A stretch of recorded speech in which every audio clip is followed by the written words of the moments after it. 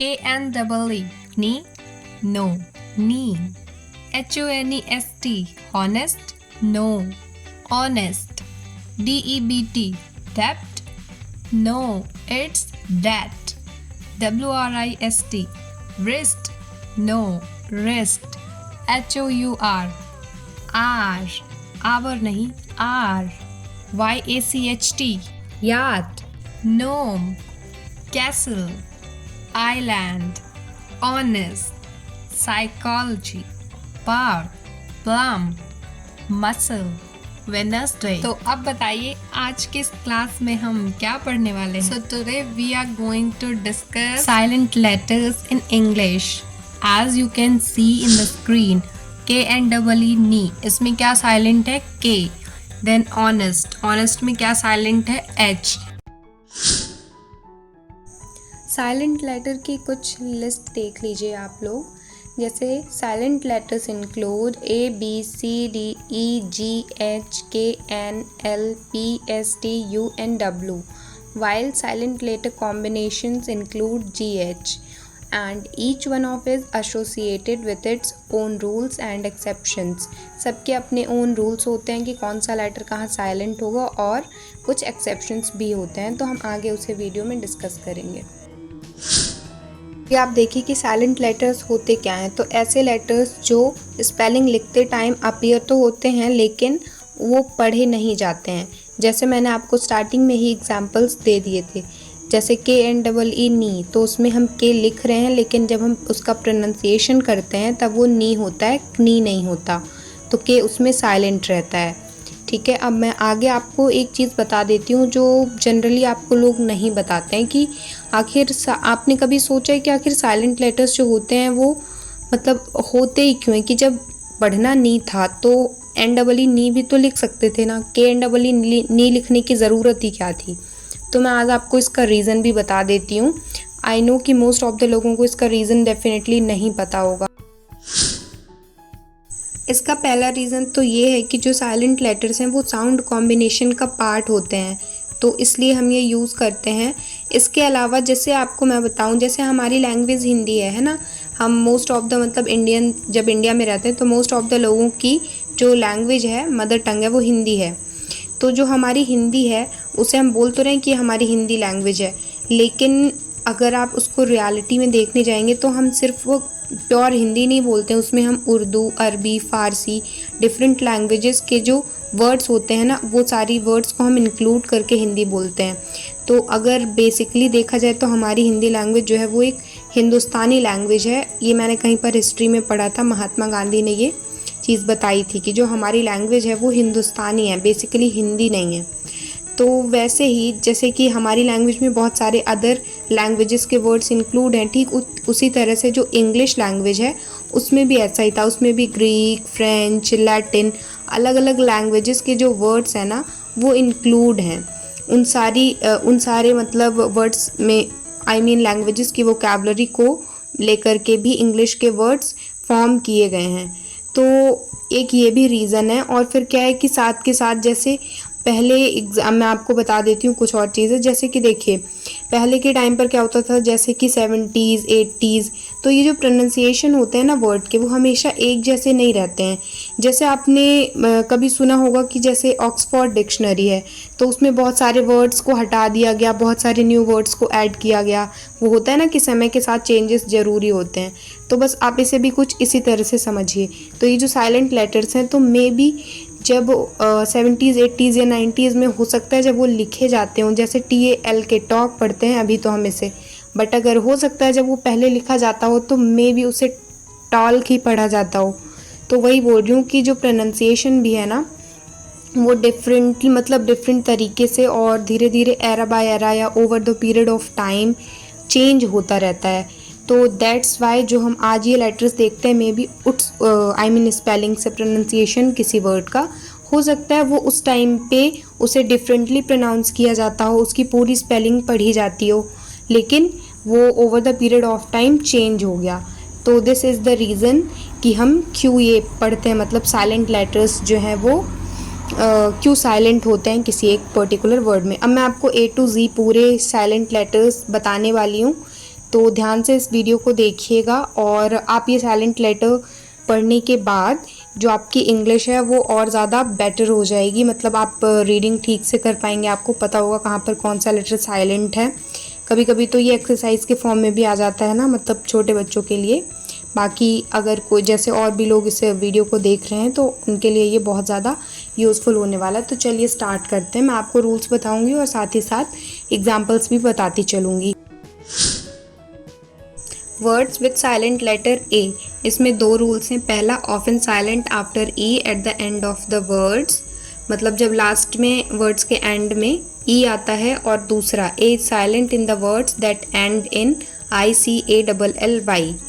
तो इन दो मतलब ये दो लास्ट में अगर आएंगे किसी वर्ड के तो बेसिकली जो हमारा रहता है ए वो साइलेंट रहता है। जैसे BREADTH, bread, head, dead, lead, meant, pleasure, threat, wealth, did, ready, spread, stead, ready, bread, meadow, pleasure, thread, bread। अब कुछ ऐसे वर्ड्स देख लेते हैं जो ICALLY के साथ एंड होते हैं। Logically, Musically, physically, critically, artistically. तो आप देखिए ICALLY के साथ एंड हो रहे हैं ये word. Now words with silent letter B, इसका रूल क्या है? B is silent after M and before T, यानी बी कब कब साइलेंट रहता है? एम के बाद और टी के पहले। एग्जाम्पल्स देखिए, THUMB, थंब नहीं होता, thumb. CLIMB, climb, no it's climb. Tomb. अब DEBT, डेप्ट, no it's debt. Doubt, subtle. Lamb, bomb नहीं, bomb. Comb, plumber, womb, crumb, numb, दम, जम। Words with silent letter C. You know C is often silent in the SC combination. Examples: SCISSORS, scissors, scent, muscle, crescent, fascinate, scene, disciple, ascent, descent, science, conscious, crescent, fasces, muscle, discipline. Words with silent letter D. Now the rule is D is often silent in the combination of DG. अब examples देखिए, EDGE, edge, edge नहीं edge, head, badge, bridge, judge, pledge, graze, lodge, smudge, fudge, wedge, gadget, budget, knowledge, dodge। अब D के कुछ exceptions भी हैं, उसे देख लीजिए। जैसे वेडनेसडे नहीं, Wednesday. It's not sandwich, sandwich. Handsome, no, handsome. Handkerchief, no, handkerchief. Grandson, no, grandson. Handful, no, it's handful. तो ये कुछ एक्सेप्शंस थे, इसको आपको लर्न ही करना पड़ेगा। ऐसा कोई रूल नहीं है कि मैं आपको बता दूं और आप रूल जान करके इसे लर्न कर लें, तो इसे आपको बस याद रखना है। वैसे मैं आपको एक बात बताऊं, अगर आप डेली मतलब प्रैक्टिस करते हैं ना इन वर्ड्स की, तो वो ऑलरेडी आपके हैबिट में आ जाएंगे, फिर आप गलती नहीं करेंगे। वर्ड्स विद साइलेंट लेटर ई, इसका रूल क्या है? Often silent at the end of words and affecting the pronunciation of the preceding vowel. देखिए एग्जाम्पल देखिए, often eight the end of the word. में तो यही याद रखना कि वर्ड के लास्ट में ज़्यादातर टाइम क्या होता है? ई साइलेंट रहता है। जैसे make, name, write, give, like, time, love, bread, hope, theme, ride, bake, sale, walk, site. Words with silent letter G, rule क्या है इसका? ऑफन साइलेंट बिफोर एन, जब एन के पहले आता है जी तब वो साइलेंट होता है। जैसे ENAT, gnat. GNAW, gnaw, gnome. Design, sign, foreign, reign, resign, align, campaign, feign, assign, cologne, consign, gnarled. Words with silent letter GH। अब GH कॉम्बिनेशन में साइलेंट होता है, जैसे THROUGH through, THOUGHT thought, LIGHT light. सोचो अगर इसे लिघट पढ़ते, मे भी पहले पढ़ते भी हो, but it's light, alight, high. Now GH pronounced separately in compound words, जैसे DOGHOUSE, तो इसमें क्या प्रोनाउंस करेंगे? DOG dog, HOUSE house, big house, big head, foghorn. Silent letters with word H, इसका रूल क्या है? Often silent at the beginning of some words and after G, मतलब कुछ वर्ड्स की बिगनिंग में साइलेंट रहता है और या फिर G के बाद जब आता है। और दूसरा रूल क्या है? H is silent after C and after W, मतलब C के बाद और W के बाद भी साइलेंट होता है। एग्जाम्पल्स देखिए, ऑनेस्ट, आर, गोस्ट, घोस्ट नहीं होता है, ghost, character, echo, chlorine, what, when, why, where. अच्छा, यहाँ पे आपने ये व्हाट, व्हेन, व्हाई, वेयर ये पढ़ा जब मैंने, तो आपको लग रहा हो कि हल्का सा साउंड आ रहा है, लेकिन इतना ज़्यादा नहीं आ रहा है, मतलब यहाँ पे भी H को हम साइलेंट में ही कंसीडर करते हैं। देन स्कीम, कोलेरा, कॉड, केमिकल, क्योर। अब कुछ एक्सेप्शन देख लीजिए, जैसे WHOSE हुज, मैंने बोला था कि W के बाद आता है तो साइलेंट होता है, बट अभी जब मैं ये वर्ड्स रीड करूँगी तो यहाँ पे एक्चुअली W साइलेंट हो रहा है, ना कि H। देखिए, होल, हु, whosoever, whoever, तो यहाँ पे क्या है? W साइलेंट हो रहा है, H साइलेंट नहीं हो रहा है, तो ये एक एक्सेप्शन है, तो इसे आप याद रखिएगा। Now words with silent letter I, तो I से बहुत ज़्यादा लेटर साइलेंट नहीं होते हैं, तो कुछ एग्जाम्पल्स मैंने लिए हैं, जैसे फ्रूट, बिजनेस, BUSINESS, बुजीनेस नहीं पढ़ते हम इसको, बिजनेस पढ़ते हैं, राइट। And then suit. तो ये कुछ एग्जाम्पल्स थे साइलेंट लेटर I के साथ। चलिए आगे देखते हैं। Words with silent letter K। अब K देखिए, इसका रूल क्या है? ऑफन साइलेंट बिफोर N, जब ये N के पहले आता है तब साइलेंट होता है। जैसे example, KNIFE knife, KNEE knee, KNOCK knock, KNOW know, KNIGHT knight, KNOT knot, KNOB knob, KNACK knack, KNAVE knave, KNEEL kneel, KNAPSACK knapsack, KNITTING knitting, KNOWLEDGE knowledge, KNUCKLE knuckle, KNICKERS knickers। तो ये थे कुछ examples. Now silent words with letter L। Rule क्या है? Often silent after A, O और U, मतलब जब भी A, O और U के बाद आता है L तब वो साइलेंट होता है। For example, WALK walk, TALK talk, HALF half, CALF calf, COULD could, SHOULD should, WOULD would, SALMON salmon, PALM palm, YOLK york, FOLK fork, ALMOND almond, CHALK chalk, CALM calm, BALM balm. Now words with silent letter N, and the rule is N is often silent when following M at the end of a word.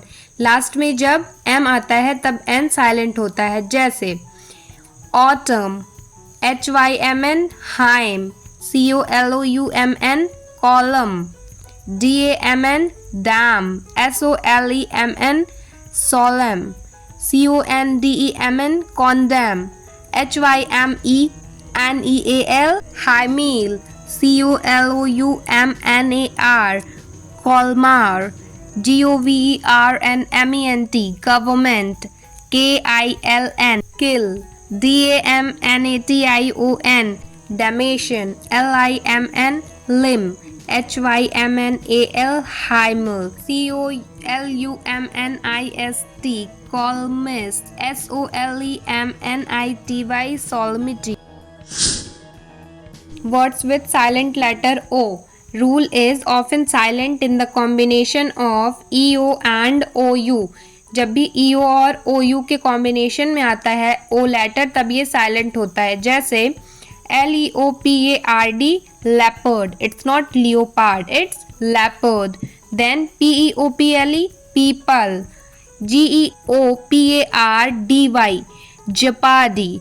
TOUGH tough. देखिए यहाँ पे O silent है.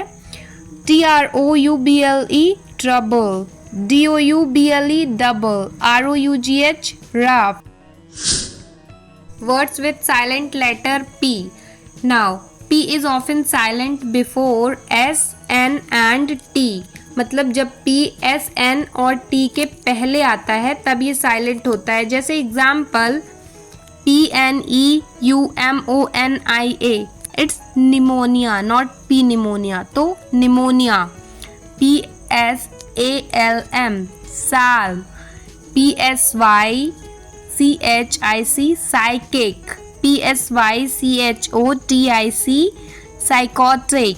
Then psoriasis, pseudo, psychopath, pseudonym, psychology, psychiatrist, pneumatic, psalmist, sultry, psychotherapy, pterodactyl, and last COUP, coup. It's not coop, it's coup. Words with silent letter S.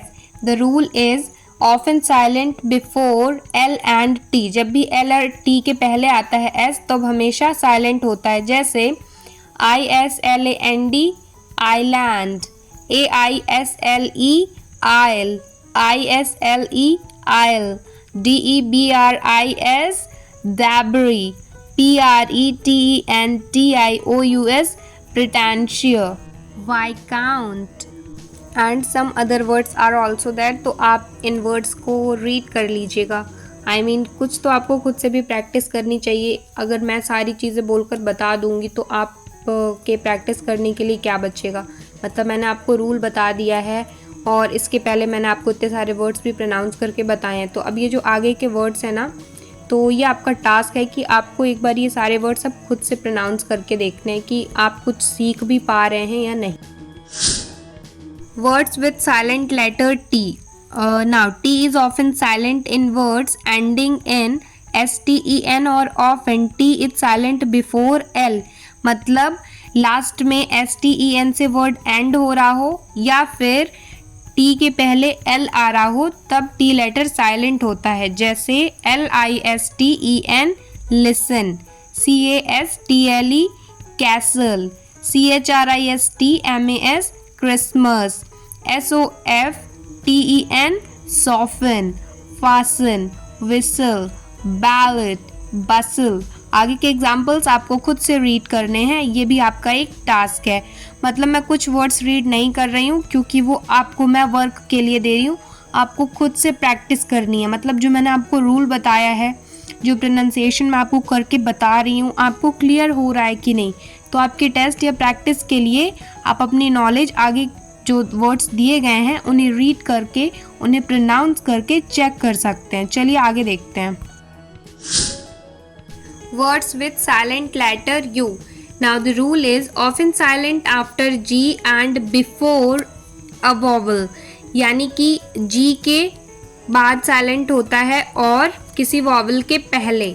जैसे GUESS guess, GUITAR guitar, GUEST guest, GUIDE guide, GUARD guard, GUISE geese, GUILTY guilty, BUILDING building, ROGUE rogue, TONGUE tongue, ANTIQUE antique, BISCUIT biscuit, COLLEAGUE colleague, CIRCUIT circuit. आगे के examples आप खुद read करेंगे. चलिए आगे देखते हैं. Words with silent letter W. The rule is often silent before R or at the beginning of a word. मतलब या तो R के पहले साइलेंट होगा W या फिर वर्ड के स्टार्टिंग में, जैसे WRITE write, WREATH wreath, WRONG wrong, WRAP wrap, WRECK wreck, WRINKLE wrinkle, WRIGGLE wriggle, WRACK rack, WROTE wrote, WRANG rang, WREN ran. बाकी जो ये 4 एग्जाम्पल्स हैं वो आप रीड करेंगे. Well done everyone, you all have completed this session and as you know कि English की spelling और प्रोनाउंसिएशन अगर आप ठीक से कर पाएंगे और स्पेलिंग सही लिखेंगे तो ये आपके लिए बहुत ही बेनिफिशियल होगा. But then too always keep practicing and you know regular practicing can make it easier for you. And if you are eager to improve your vocabulary, अगर आप अपनी vocabulary improve करना चाहते हैं then stay tuned for my next video where I'll reveal the secrets of mastering vocabulary. अब अगर आप अपने इंग्लिश को और ज़्यादा बेटर करने चाहते हैं तो स्क्रीन पे दिख रहे इस वीडियो पे क्लिक करके इसे देख लीजिए, जहाँ पर मैंने आपको इंग्लिश लर्निंग एप्लीकेशंस के बारे में बताया है और अब मैं आपसे वहीं मिलूंगी.